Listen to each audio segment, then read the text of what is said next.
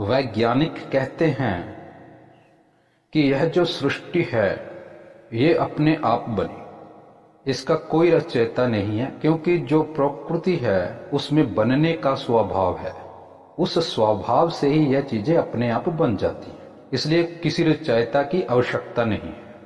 लेकिन मैं आज आपको पूरे प्रमाणों के साथ, मैथमेटिक के साथ यह बताऊंगा कि इसकी रचना करी गई है। यह जो बुलबुला है, यह जो ब्रह्मांड है, इसकी रचना किए बिना यह प्रकट हो ही नहीं सकता। इसका आज मैं पुख्ता आपको प्रमाण दूंगा। तो जो सबसे पहली बात है, यह जो प्रकृति है वह क्या है? एक ऊर्जा। ऊर्जा अर्थात शक्ति। शक्ति होती है। क्या शक्ति स्वतंत्र होती है? नहीं, शक्ति अधीन होती है। जैसे यदि मेरी इच्छा हो कि मैं इस टेबल को उठाऊं, यदि मेरी इच्छा होगी तो मैं उस टेबल को उठाऊंगा, नहीं इच्छा होगी तो मैं उसे नहीं उठाऊंगा। शक्ति का प्रयोग चाहूंगा तो करूंगा, नहीं इच्छा होगी तो नहीं करूंगा। तो इच्छा पर ही सारी इस सृष्टि का वर्णन आता है, भगवान की इच्छा से ही। तो जिस तरह से मेरे अधीन मेरी इच्छा और शक्ति है, उसी तरह से उस शिव के अधीन, मूल में जो शिव हैं उनके अधीन यह शक्ति है। शिव ही अपनी इच्छा से उस शक्ति का प्रयोग करते हैं। यह पहली बात है। अब दूसरी बात, यह जो प्रकृति है वह समवस्था है। समवस्था क्या है? वहां पर शून्य है। शून्य और एक के बीच गैप है। शून्य से एक कभी नहीं बनता, किंतु बनाया गया है, तभी तो रचना हुई है ना। अब देखिए, डार्क मैटर जो है वह शून्य ही है।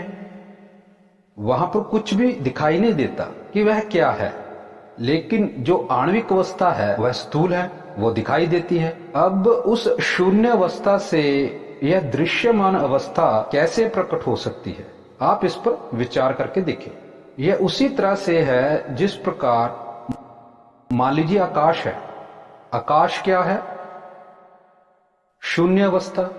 और जो आणविक अवस्था है, चाहे अग्नि है, जल है, वायु है, आकाश और आणविक अवस्था दोनों में गैप है। आकाश से आणविक अवस्था उत्पन्न नहीं हो सकती, लेकिन आकाश से वायु बनती है, ऐसा इसके बारे में वर्णन आता है। वो कैसे बनती है इसके बारे में बाद में चर्चा करेंगे। लेकिन आप सोच करके देखिए कि जब शून्य से एक हम बना ही नहीं सकते, तो किस तरह से इसका आरंभ होगा? क्योंकि वहां पर डार्क मैटर में सब कुछ सम है, शून्य है, क्योंकि शून्य जो है वो सम का मूल है।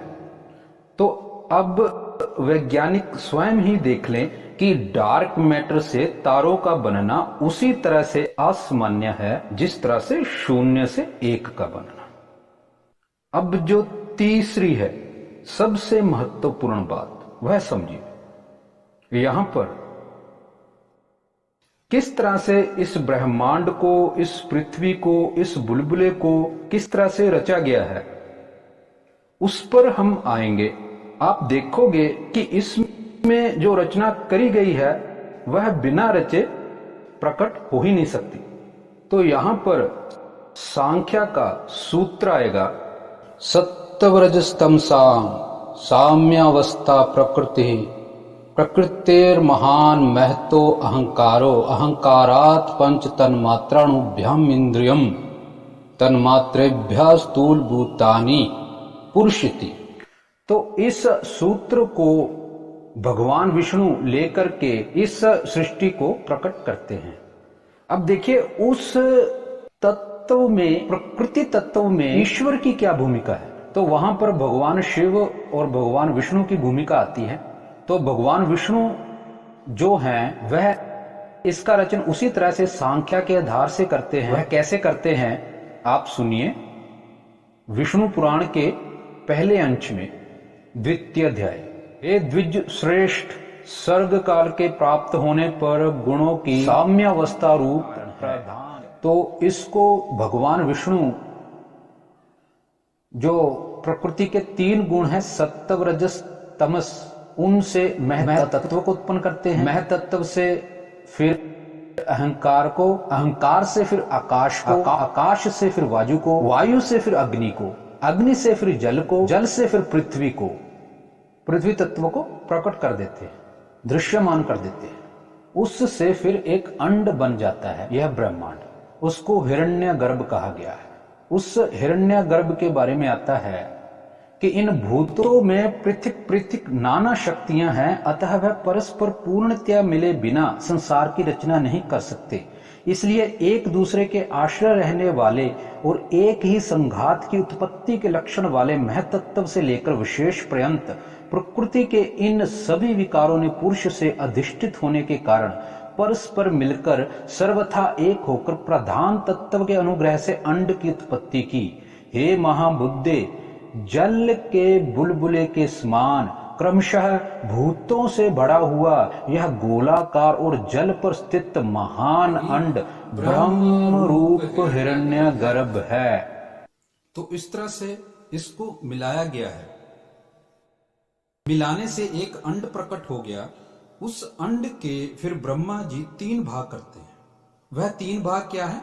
भू भुव स्वः। भू भुव स्वः क्या है? पृथ्वी लोक जिस पर हम रहते हैं, ध्योलोक जो ऊपर ग्रह नक्षत्र तारे हैं, और आकाश जो इस पृथ्वी और ध्योलोक के बीच में है। अब ये जो भू भुव स्वः है, इसको कृतिक त्रैलोक्य कहा गया है, अर्थात बनावटी है, यह बनाई गई। अब इसको ध्यान से देखिए। भू क्या है? वह पृथ्वी जिस पर हम खड़े हैं। भुव क्या है? इसके ऊपर मंडल है। यह तो स्पष्ट ही है, वायुमंडल को आप जानते ही हो, हालांकि बहुत से मंडल हैं इसमें। इस भू भुव स्वः की रचना उसी तरह से करी जाती है जिस प्रकार भगवान विष्णु सत्व रजस तमस से क्रमशः इस ब्रह्मांड की रचना करते हैं। तो इस भुवा में क्या आता है कि आकाश से वायु प्रकट होती है, वायु से अग्नि प्रकट होती है, अग्नि से जल प्रकट हो रहा है, जल से पृथ्वी प्रकट हो रही है। अब देखिए, इसी क्रम से इसकी रचना करी गई है। अब देखिए, पृथ्वी जो है उस पर जीवन क्यों है? जल के कारण। तो इसके ऊपर एक मंडल जल का है, पृथ्वी पर मंडल किसका है? जल का।